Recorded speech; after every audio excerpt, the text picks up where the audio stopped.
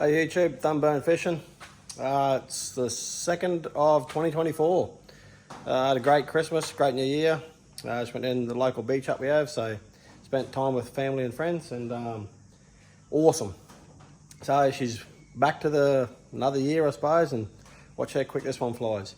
I just want to do a video today on a shout out to Russ. Russ sent a comment to me and asked about getting fuel out of your tank without pulling the tank out, and I thought, thanks to Russ for a great idea. And I thought that's a common thing people do ask and people do say. Obviously pulling the tank out's a big job with any boat with an underfloor tank, floor out. You could have, you know, like rivets or screws, and then the screws don't want to come out, so it is a shit job. So you're going to pull the screws out. I find use like your little impact, the Makita cordless impact thing with your screw bit head on it, and just just like real steady. If you got to get the screws out, because otherwise if you try and screw it by hand, it doesn't break that thing and you break the heads off. So just give them a bit of a whack with a hammer on top and use an impact thing, and I found that does get them out if they've been in there a long time. If they're going to break, they're going to break, but that is, I found, is the best way to get out of the aluminium, the stainless screws. So I thought, what a good idea for a video. Now, what I've done in May last year when we went up, I also had fuel shit in the fuel which come out of the drum, which you may have, if you watch my channel, one of the drums, which is this drum here. The lining from inside that drum separated, and it make like a plasticky film, you say, went into the tank. So yeah, and that caused the problem just picking up just blocking the fuel off, and we had to pump it and block it fuel and change filters. And so what I had to do on that trip also was I just got the 12-volt compressor off the trailer, ran a hose, and disconnect one breather, and then I just blocked it off. I think I had a bolt or something on it, just blocked it in and put the clamp back on, and then leave your fuel cap on and disconnect.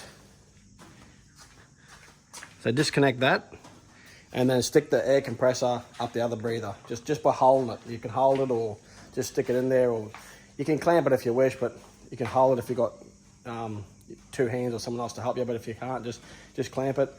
Just turn the compressor on briefly. It'll build up a little bit of pressure in there.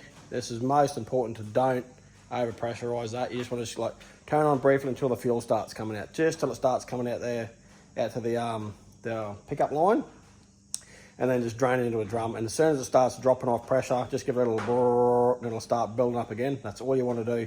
You don't want to just build it up and just let it pour out. You can split the tank very quick with pressure. So all you want to do is just pump it, just starts feeding out. Be patient with it, and then you'll eventually just pick up all the fuel, because even with the last bit in the tank, if you've got it tilted up, it'll actually even blow it out and they come out like vapor. And it'll actually pick up and spurt like you know, if you're blowing water through a hose and that sort of thing. So it picks it all up. Look, it doesn't get all the chunks of shit at the tank, but at least you can get all like the water and stuff, and most of that comes out, even though it's sitting on the bottom. And you know, if you maybe put a bit of fuel doctor in there or something that might mix up with the water as well, to do that, if you carry some fuel doctor with you.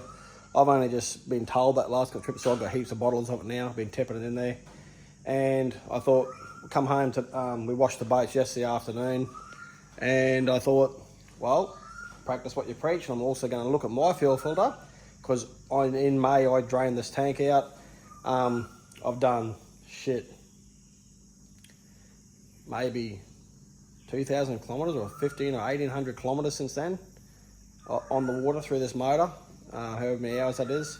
A lot of kilometers. Definitely would have done 1,500 to 1,800 Ks since that trip, because we used it on that trip plus this last trip plus, you know, in between. And I thought I'd better check my fuel filter out today.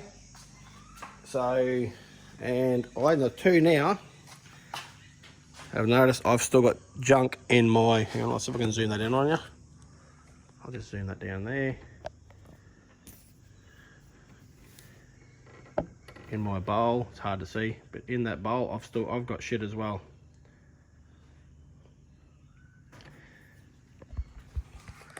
So it goes to show, in May I put that, and then just how quickly that was. So I've been in all the rain and when you go north, up where we go, the Bowsers have been in the rain and out in the weather and everything, so they probably got shit in their fuel, which gets into your fuel. So what I'm thinking about doing, another precaution, because this happens a bit on trips, is getting a fuel filter from Supercheap or whatever that has the gauze, the pre-gauze in the filter. And then I'm going to put take the funnel with me, tip the shit out of the siphon hose into the funnel with the gauze, so that picks up water and shit before I keep getting it into the tank.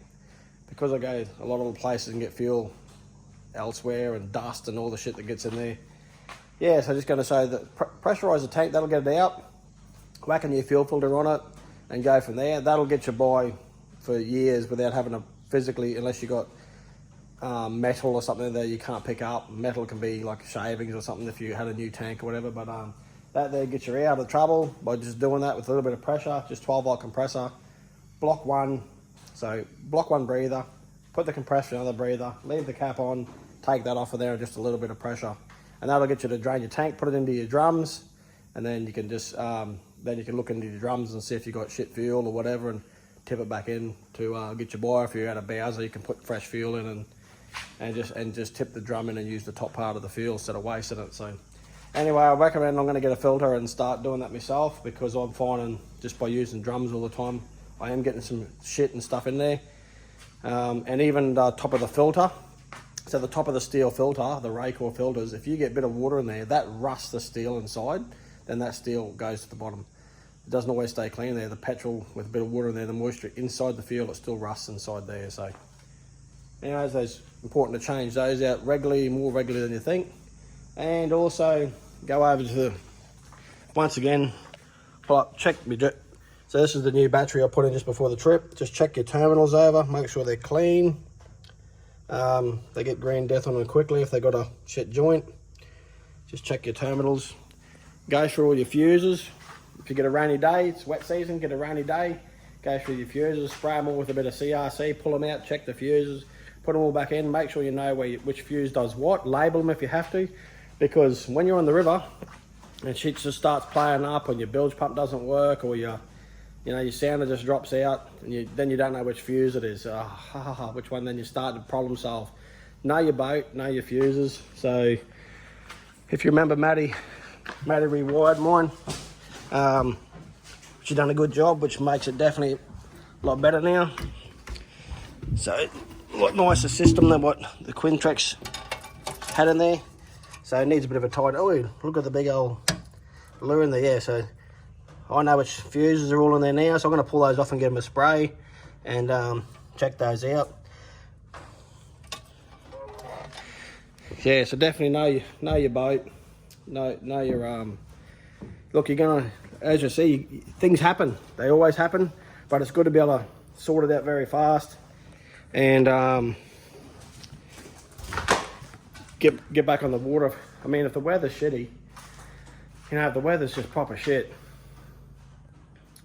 bloody hell, and you just dies, that sounder dies, and you're relying to get back across the sandbar and trying to find the channel. And yeah, mate, I've been there, I've done that, I've experienced that. I've had sounders die from the exact same reason in the past. So anyway, I thought this might be a quick video for you all, just about a bit more thumb burn fishing maintenance, and about running your own boat, about your fuel system.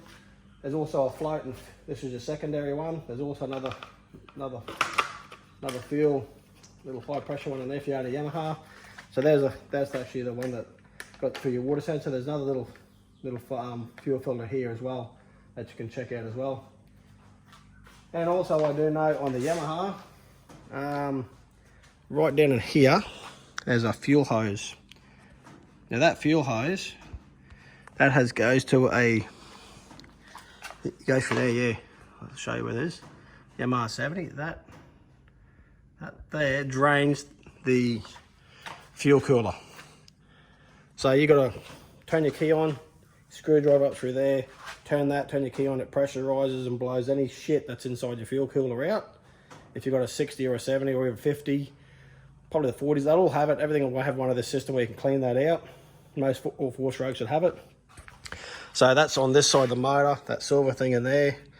Just turn your key on, drain that. There's a fuel filter in there, that's a fuel filter there. It's all about knowing your boat and knowing what system works.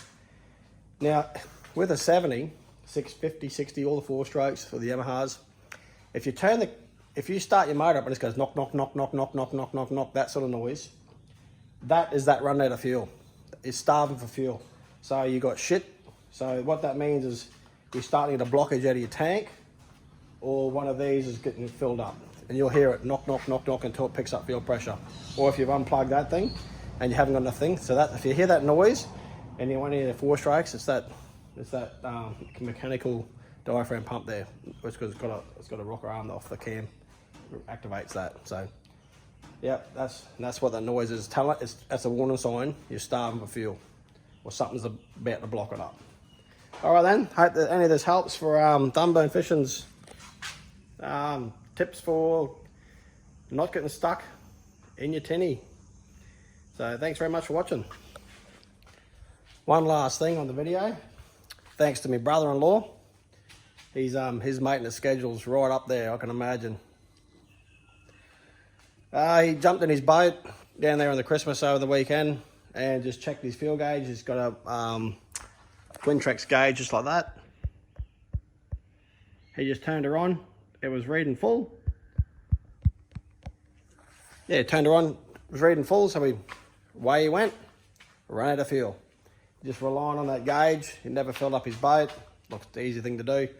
Just something like that, exactly what we were just talking about, this knowing your boat. Just, that was reading full. Now that my gauge at the moment is reading empty. That was used to read all the time. You just can't, now it's just decided it's got something going on with there electrically or whatever. And I don't use it much anyway. Sometimes I used to flick on it, but I don't use it, don't rely on it. I just fill up the boat. And I also got on our trips, when we go up there, I got a fuel. So the Yamahas, all boats do it, there's new 4-strokes. They can, they'll read your fuel usage, but so when you plug it through the Lowrance, through the networking, not the Ethernet, the networking, which is the black wires that has to plug into power. When you plug the Yamaha engine, suppose it's engine data to the Lowrance, which they all can do now, all new motors do it.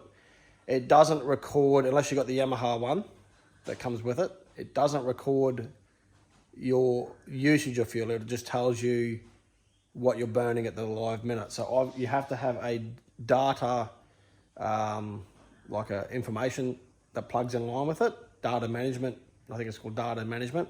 Now that plugs in line, and then that has the ability to store the information. So then you can go into this reset your fuel usage for the day, and say you set to full, then on the day it tells me the engine management tells me what I'm burning, which is that's the Yamaha program, and then out of that information the data management, it's like a little modem, what do you call them? I don't know what they're called, can't think of it in a minute. That there then stores the information, tells you how much fuel you've burnt for the day. Now you can't, unless you got maybe the Yamaha gauge that has that. If you're just going through one of these 70s and like on the telesteer, unless you got the Yamaha set of gauges, which I don't, I just got to plug through the sounders. You have to have that data management, just get off Lowrance, or you'll find if you look it up. Now that there stores information that tells you how much you've burnt, and then I've programmed 77 litres in this boat. Now that tells me how much I've burnt for the day, and then that tells me how much fuel I've got left, and it's I've checked it heaps, it's accurate as. So that's what I make sure I set that every day once I fill the boat. When I fill the boat, I fill it till it comes out the breather. I know unless it comes out that breather, I don't class it as full. That's how come I know exactly how much is in my tank, exactly how much I'm burning, and how much is left, and I can rely on it through that. It's the best information I got, unless you physically had a hole in your tank and you could dip it. So don't rely on your gauges. They're just a sensor. They're not accurate. So just know your boat with your fuel usage as well. All right, thanks to brother-in-law Shane. Shout out to Shane for running out of fuel. It was a good topic, Shane. I think telling us about how his gauge was working and it wasn't. So my dad had to launch his boat and go up to the creek with some fuel, get his boat going so he could then drive back. So yeah, so it just goes to show, just relying on your systems is not always that accurate either. So know your boat with that. It was just a little add-in on thanks to the video.